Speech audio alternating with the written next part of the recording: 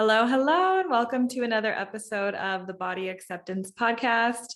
This week, the podcast is featuring some construction in the background and maybe some F-15s or planes flying by. I will try to keep the noise out as much as possible and edit out all the extra noise, but there might be a little bit of background stuff. So this week, we're going to talk about how the way that you view your body impacts your self-worth. And then I'm going to share 3 ways that you can begin to improve your self-worth without having to change your appearance. And by the way, if you haven't already, you can download my free body acceptance guide. And that's just going to help you navigate the journey of learning to connect with your body and to treat your body and yourself with respect. You can find the link to that in the show notes or the description below if you're watching on YouTube, or you can visit thebodyacceptance.com for all of my links. All right, so let's get into this week's episode. First of all, let's just start by discussing the difference between self-worth and self-esteem. So self-esteem is something that's derived from your accomplishments, your achievements, how you feel about your appearance, your social status. So it's like external things. And your self-esteem can go up and down just depending on how you feel about what's going on in your life at any given moment. Now, self-worth is something that is more solid, it's more foundational, it's long lasting. It doesn't have to do with comparing yourself or accomplishments to someone else.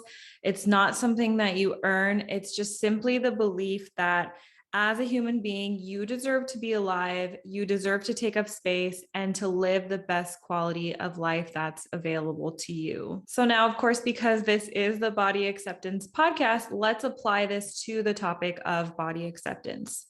So what does self-esteem look like in terms of body acceptance? So just like self-esteem in general, when we apply it to body acceptance, it is very fleeting, right? It means that you tie your value into the way that your body looks at any given moment, which usually means that if you like the way that you look, then you're often going to feel worthy and confident. But then on the other hand, if you don't like the way that you look, it's going to throw everything else off. And I mean, really take a moment to think about this. So let's say that you have a goal to lose weight. At first, you are really strict with your diet and it seems like all is going well. You start to see changes, your confidence increases. And from there, it becomes easier to want to make loving choices for yourself because you start to like what you see in the mirror, right? But then what happens when a holiday inevitably comes up and you find yourself out of your regular routine? Maybe you find yourself in a position where there's really good food all around you and you want to partake naturally because food is delicious. So you quote unquote let your guard down. You eat the really good food and then you end up gaining a few pounds back that you lost. What happens from that point? Usually what happens is you go right back into the cycle of feeling unworthy and self-loathing, right? Because you had decided that how you feel about your body and yourself is based on the way that you think you look externally, which can be a really difficult place to place your self-worth because how we look changes so often. So, on the other hand, what does self-worth look like when it comes to body acceptance? So self-worth and body acceptance is something that is grounded. It's foundational. It's not fleeting because you get to decide that no matter how you feel about the way that you look at any given moment, you are still enough. And it doesn't change, even if the size of your body or anything else about your physical appearance changes. And this can be applied to a change in appearance that you dislike or even a change that you do like. It means that you don't suddenly become more worthy because you feel that you look better, or that you suddenly become less worthy because you feel like you don't look good enough. And this is honestly a tricky one. And I think for me, I know personally that like deep down, I know it's true, but sometimes I do feel better when I think I look better. And if that's the case for you too, just know you're not alone in that. I think the most helpful takeaway here is that it's not a bad thing if you feel more confident when you like the way you look. I think that's normal. I think most of us can relate to that feeling. So this information is most useful when you apply it to the moments when you don't like how you look.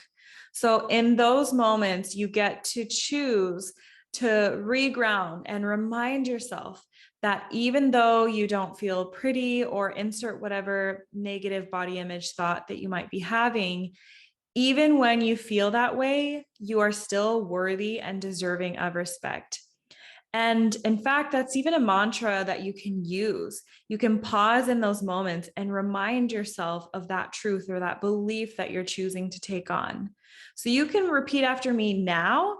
And then if it resonates with you, you can write it down for future use. You can put it on a sticky note and place it around parts of your house that you spend a lot of time in. So the mantra is, even though I don't like the way I look at the moment, I am still worthy of love and respect. And I can still choose to treat my body and mind with love and respect at this moment. Even though I don't like the way I look at the moment, I'm still worthy of love and respect. And I can still choose to treat my body and mind with love and respect in this moment. I'll leave that. I'll write it out and leave that in the show notes, or again in the description box if you're watching on YouTube, so you don't have to feel that you have to rush to write it down. All right, now let's talk about 3 ways that you can begin to improve your self-worth. Number 1, you want to befriend yourself. And I know that this might sound really silly and really basic, but how many of us really do befriend ourselves? How many of us really are our own cheerleaders without actually practicing that and being intentional about it? So you want to begin to explore what things that you really like or dislike. And you may have not given yourself permission to do this yet. I know that was the case for me like 5 years ago when I was first getting to know myself and learning to accept who I was. I realized that I'd never really asked myself if I did like or dislike certain things. I was so used to just kind of going with the flow and being the easy child. And this is true, especially if you grew up in a codependent environment where maybe everyone was expected to think and believe the same things. Or maybe you've developed the habit of being a people pleaser because you feel that if you just go along with what everyone else wants, it's just easier that way. You don't have to ruffle any feathers. You don't have to risk losing acceptance and love. As you're befriending yourself, ask yourself, what am I passionate about? Or better yet, what am I curious about? What do I want to explore in life? Begin talking to yourself as you talk to the people that you love and care for the most. And doing so will set the standard for how you want to be treated by the people in your life, including yourself. So how can we relate this one to worthiness and body acceptance? When you speak to yourself with love and kindness, it's a lot easier to apply that to the way that you speak to your body. So really, it's a win-win here. All right, so number 2 is to build a solid morning routine. And I know that sounds once again like unrelated and off topic, but here's the reason why I think this matters so much. I think so many people feel that the day runs them versus them running the day. You know what I mean? So having a morning routine is a great way to build a solid foundation, a foundation in the same way that self-worth becomes a foundation for you.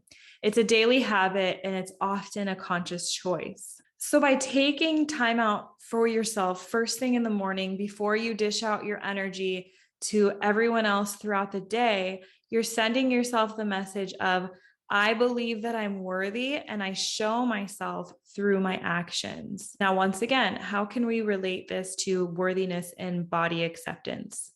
The morning is a perfect time to connect with your body and start the day by doing something kind and loving toward your body. So you can go for a walk, you can drink a luxurious cup of coffee or tea, or you can just simply look in the mirror and say, I love you, you're beautiful, or you're amazing, or whatever resonates with you. The third thing you can do to improve your self-worth is to implement a daily check-in.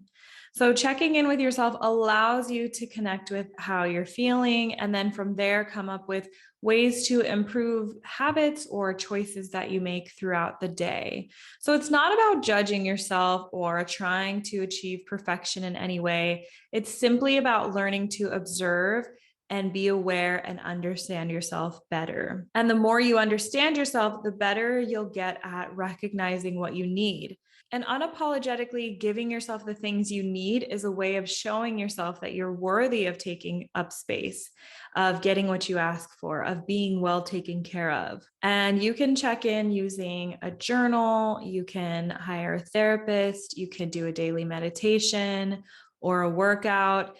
I personally just set a timer for 10 minutes every morning. And in that 10 minutes, I literally just talk to myself out loud. And no one's ever home when I do this. So I think I would feel a little weird if they were, but I don't know, maybe I'd still do it anyway. But in that 10 minutes, I just ask myself how I'm feeling. I talk out anything that I need to get off my chest, whether it's, maybe I was frustrated with a friend or with my husband, or maybe I'm feeling really vulnerable, or I don't know, just whatever it is that I, again, would probably bring up to a therapist if I had a therapist. And then from there, and I think just speaking out loud helps me kind of process and sort through things, because it allows me to, from that place, decide if there's anything that I want to change or work on improving that day about maybe my habits or some negative self-talk that I'm noticing or anything like that. So how can we relate this to worthiness in body acceptance? So during your daily check-in, it's a good time to identify ways in which you notice that you're abandoning your body. And by that, I mean doing things that don't feel good in your body, but you just continue to do it anyway. And then you're like, oh, I'll deal with the consequences of this later, or numbing out. Those two can kind of go together. And this can include drinking excessive like alcohol, or eating food that doesn't feel good in your body, or choosing to not move your body or nourish your body or take care of your body in those ways.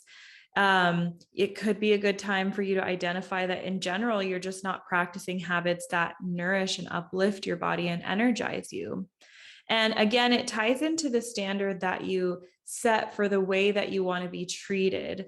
And so you can apply this to how you want yourself and others to treat and speak to your body and about your body. So if you really think about it, a lot of stuff that we talked about throughout this episode had to do with making mindset shifts. So why is a mindset shift, or why is this work overall so powerful? So remember how earlier in the episode, we talked about the difference between self-esteem versus self-worth? So your self-esteem, again, is something that can run low. It's something that you can run out of, but self-worth has an endless supply available to you. So there's nothing wrong with wanting to build your confidence and self-esteem, but remember that self-worth cannot be broken and it never runs out. So when you begin to understand that you'll have your own back no matter what, it gives you the permission to take the risks involved in becoming the person that you want to be and living the life that you were meant for. All right, that's all I have for you this week. What was your favorite part of the episode? If you're watching this on YouTube, feel free to comment below and let me know. And whether you're listening or watching, you are always more than welcome to come tell me your response on Instagram. I'm at Lauren M. Kendrick, and you can either tag me in your stories or posts, or you can send me a message directly. I hope you've enjoyed this episode. If you want to hear more from me, be sure to subscribe wherever you listen and consider giving me a 5-star review on iTunes so this message can reach more people. Thanks again for chatting with me, and I will talk to you again next week.